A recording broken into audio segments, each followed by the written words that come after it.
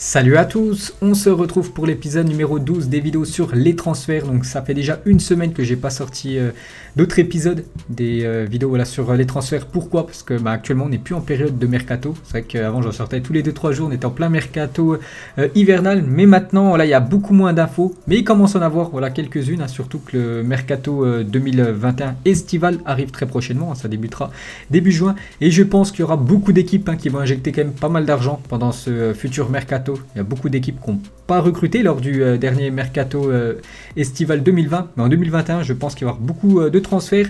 Donc j'ai quelques infos, les gars. Je dois en avoir à peu près une quinzaine d'infos. Donc c'est parti, on perd pas de temps. On commence tout d'abord. On commence avec les rumeurs de transferts. On terminera avec quelques transferts officiels qu'il y a eu depuis la semaine dernière. On commence avec le premier, c'est Bouna Sarr, et le Bayern Munich ne retiendra pas Bouna Sarr en cas d'offre cet été. Donc ancien joueur de Marseille, il avait quitté cette équipe de l'OM l'été dernier pour rejoindre cette équipe du Bayern. Donc ça fait déjà 6 mois qu'il est en Allemagne. Et du coup le Bayern, il y a vraiment une belle offre en provenance d'un club pour Bouna Sarr. Donc il pourrait déjà quitter cette équipe allemande, le défenseur français. Ensuite, on va parler de Florian Thauvin, l'attaquant de l'OM. Et l'AC Milan a tenté de recruter déjà Florian Thauvin dès janvier, mais l'OM a repoussé cette possibilité. Pour l'été prochain, l'obstacle le plus important serait les commissions réclamées par les agents et intermédiaires. Le salaire élevé pourrait être aussi un frein. Donc déjà, on peut voir que c'est l'info de Carrière Sport, donc un journal italien, que l'AC Milan a essayé de recruter déjà Florian Thauvin pendant le mois de janvier. Donc ça ça a été un échec tout simplement, vu qu'il est encore du côté de Marseille. Donc n'oubliez pas, il est en fin de contrat au 30 juin 2021, donc dans quelques mois. Il est en fin de contrat avec l'équipe de Marseille. Et du coup l'AC Milan aimerait l'avoir gratuitement. Donc peut-être pourrait toucher une prime à la signature. Mais surtout s'il va du côté de l'AC Milan, il devrait tout simplement descendre son salaire, puisqu'il touche quand même un gros salaire. Je crois que c'est quasiment du 400 000 € que touche Florian Thauvin du côté de Marseille. 400 000 € par mois en brut, donc c'est énorme. Donc l'AC Milan serait pour accueillir le joueur français, mais devrait descendre son salaire. Ensuite les gars, on va parler du Borussia Dortmund. Devrait vendre Sancho cet été. C'est vrai qu'il avait failli quitter cette équipe du BVB l'été dernier à cause du Covid, à cause de tout ce qui s'est passé. Du coup il était resté une saison de plus du côté de l'Allemagne. Mais là ça sent le départ quand même de Sancho, je sais pas vers quelle équipe, mais il risque de quitter cette équipe allemande. Et surtout il a une sacrée valeur marchande. On peut voir que Manchester United, qui le voulait déjà l'été dernier, ils n'avaient pas réussi à l'avoir. Donc Manchester United et aussi Chelsea sont toujours actifs sur le dossier. Donc ça sent les derniers mois de Sancho du côté de la Bundesliga, parce que ça m'étonnerait qu'il aille du côté du Bayern. Puis je ne le vois pas aller dans un autre club en Allemagne, donc ce serait certainement un départ à l'étranger. Et pourquoi pas son pays, l'Angleterre, Manchester et Chelsea. Moi je le verrais plus quand même du côté de Manchester. Donc affaire à suivre. Et toujours avec cette équipe du BVB. Donc si Sancho venait à quitter cette équipe, donc il faudrait trouver son remplaçant. Et le BVB, Dortmund, serait intéressé par Memphis Depay en vue d'un possible départ de Sancho cet été.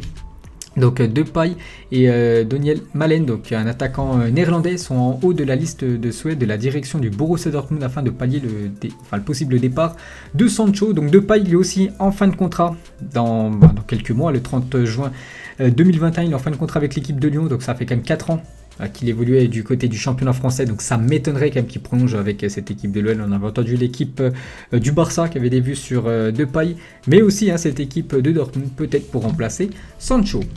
Ensuite, on va parler de Kun Agüero, le meilleur buteur de l'histoire de Manchester City. Et Agüero aimerait rejoindre le Barça dès cet été. L'Argentin est en fin de contrat dans 6 mois, lui aussi en fin de contrat. En fin de saison, il aurait la possibilité de signer gratuitement en Catalogne. Et surtout, vous savez que le Barça cherche un numéro 9, parce qu'actuellement ils ont Braithwaite, mais bon, c'est pas ouf. Et depuis le départ de Luis Suarez, ils cherchent vraiment un attaquant d'expérience pour la future saison. Donc certaines candidatures à l'élection l'auraient déjà contacté. Donc là on parle bien sûr des élections du FC Barcelone, mais voilà, Agüero les gars pourrait rejoindre, pourquoi pas, cette équipe du Barça, vu qu'il est en fin de contrat. Pour l'instant il a toujours pas prolongé avec l'équipe de Manchester City. C'est vrai qu'il commence souvent à avoir des blessures quand même, Kun Agüero, il prend de l'âge. Donc on verra les gars, on verra pourquoi pas cette piste, Kun Agüero du côté du Barça, serait plutôt pas mal pour la prochaine saison. Et surtout le Barça qui a de grosses dettes financières, il pourrait l'accueillir gratuitement vu qu'il est en fin de contrat. Donc affaire à suivre.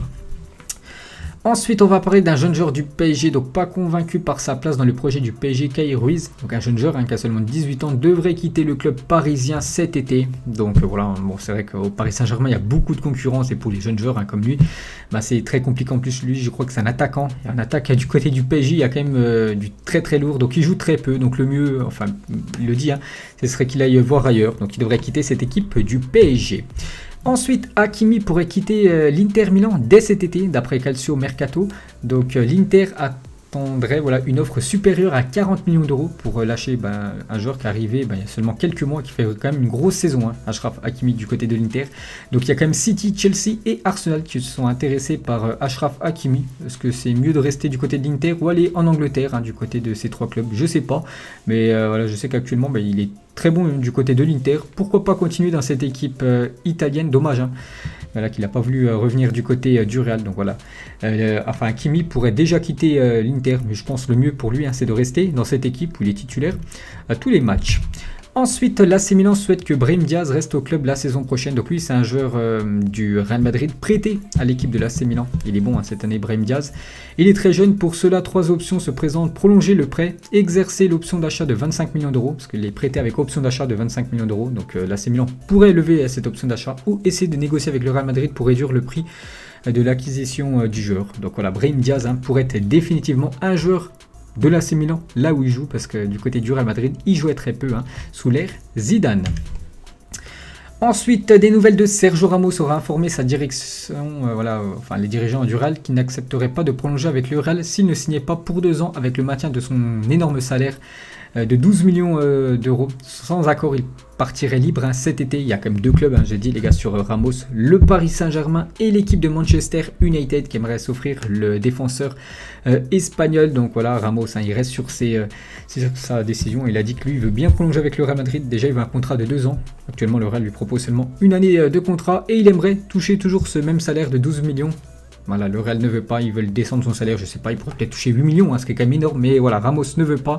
Donc s'il touche pas ces 12 millions d'euros et s'il n'a pas un contrat de 2 ans, il pourrait aller voir ailleurs. Donc lui aussi en fin de contrat dans quelques mois, donc affaire à suivre. Donc soit en France, ce serait énorme, ou soit du côté de Manchester, il pourrait faire un bien fou, du côté des Red Devils. Ensuite, un autre Manchester, cette fois-ci c'est Manchester City, fait d'Erling Haaland sa priorité pour renforcer son attaque et serait prêt à offrir cet été plus de 115 millions d'euros à Dortmund pour s'attacher ses services d'après Mirror Football. Donc c'est un journal sportif britannique. Donc on a parlé tout à l'heure de Kun Agüero en fin de contrat en 2021, dans quelques mois. Donc il devrait quitter cette équipe, peut-être de Manchester City, Kun Agüero. Donc il faudrait trouver son remplaçant et pourquoi pas Erling Haaland, vraiment qui a un sacré niveau, Erling Haaland, et surtout il est beaucoup plus jeune que Kun Agüero, donc c'est vrai qu'il coûte très cher, mais vous savez que Manchester City a beaucoup d'argent, donc pourquoi pas les gars, après ce serait énorme, vraiment avec l'équipe déjà de Manchester City actuellement, qui a une sacrée équipe, avec un Haaland en attaque, ça pourrait faire d'énormes dégâts, donc voilà les gars, peut-être Haaland du côté de City, je sais aussi qu'il est pisté par l'équipe du Barça, par l'équipe aussi de Chelsea, on verra les gars. Ce que va décider, peut-être qu'il restera du côté du BVB, on n'en sait rien, on en saura surtout un petit peu plus dans les prochaines semaines. Ensuite, des nouvelles d'Eden Hazard, donc Chelsea par le biais de Marina Granovskaya, donc s'entretient régulièrement avec l'entourage d'Eden Hazard et aimerait un retour du Belge à Londres. Donc Marina, c'est une personne qui travaille dans le service de recrutement du côté de Chelsea, donc elle connaît très bien Eden Hazard, qui a évolué pas mal de saisons du côté des Blues. Donc pour le moment, Florentino Pérez ne serait pas vendeur. Ils n'aimeraient pas déjà vendre Eden Hazard seulement 1 an et demi après son arrivée. Surtout, ils ont investi quand même beaucoup d'argent. Donc Chelsea serait pour de faire revenir Eden Hazard, qui vit quand même une saison depuis comme son arrivée du côté du Real Madrid. C'est quand même très compliqué, beaucoup de blessures pour le joueur belge, alors qu'en Angleterre il était très peu blessé. Donc on verra les gars. C'est vrai que s'il continue à être blessé, le joueur pourrait décider, pourquoi pas, de retourner dans son ancien club où tout se passait quand même très bien du côté de Chelsea. Ensuite c'est Leonardo, donc le directeur sportif du PSG, sait que le Barça a de grosses difficultés financières et veut s'offrir Jordi Alba cet été au poste de défenseur gauche. Donc c'est vrai qu'il y a quand même du monde, défenseur gauche du côté du PSG, Kurzawa, Bernat actuellement blessé, Baker, et il penserait aussi à Jordi Alba, qui est encore très très bon. Donc il pourrait faire peut-être le coup, le Paris Saint-Germain, Léo Messi, on entend bien sûr cette rumeur Léo Messi, et pourquoi pas Jordi Alba. En plus les deux sont très bons du côté du Barça, il y a beaucoup de passes D d'Alba pour Messi, donc pourquoi pas du côté du PSG, bon ça m'étonnerait quand même. Ensuite les gars, c'est quelques infos transferts sur les entraîneurs. Donc le futur de Rudy Garcia qui sera en fin de contrat en juin 2021, il y a beaucoup de joueurs ou entraîneurs qui sont en fin de contrat en fin de saison, ne serait pas encore décidé. Juninho aurait la main sur ce dossier, le Brésilien serait séduit par le jeu proposé par Olivier Dalloglio, aucun contact pour le moment. Donc voilà les gars, peut-être c'est Rudy Garcia quitterait cette équipe de Lyon, donc le futur entraîneur de Lyon pourrait être Olivier Dalloglio. Donc affaire à suivre.